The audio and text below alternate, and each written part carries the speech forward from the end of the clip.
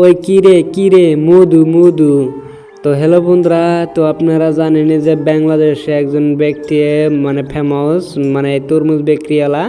তো যাই হোক তরমুজ বিক্রিওয়ালা ফেমাস হচ্ছে তরমুজ বেচে, আর আমরা মানে তরমুজ খাই আমরা ফেমাস হমু। যাই হোক আপনারা দেখতে থাকেন। তো সেই হিসেবে আমি গেছিলাম বাজারে যাওয়ার পরে তরমুজ একটা নিয়ে এলাম। তো তরমুজ আনার পরে তো দাদা ভাইরে ফোন করলাম যে দাদা ভাই আহো আমার রুমে আহো। তো এই হিসেবে দাদা ভাই এলো আমার রুমে, আর পরে মুড়তে তৈরি হইলো। তো দাদা ভাই যেহেতু তরমুজটা কাটলো, তো তরমুজ কাটার পরে এই হিসেবে দাদা ভাই স্টার্ট করে দিল আগে।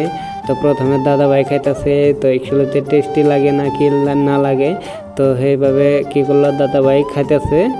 তো যাই হোক দাদা ভাই কইলো যে সে একটা টেস্ট লাগে চেনি বরাবর মধুর সিস্টেম। তো যাই হোক আমিও খাই দেখি মধুর না কি কেবা লাগে, সেই হিসাবে আমি কি করলাম একটা নিলাম, নেওয়ার পরে খাইতেছি। তো সেই হিসেবে দিই তরমুজটা দিয়ে ভালোই লাগে, মধু লাগে। তো সে একটা মিঠা চেনি বরাবর মিঠা।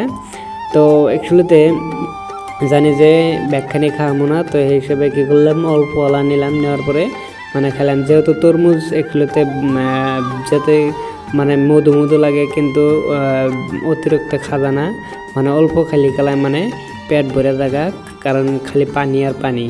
তো যাই হোক আপনারা সুস্থ থাকবেন, ভালো থাকবেন। আজকের জন্য এইখানেই ভিডিও। Thank you.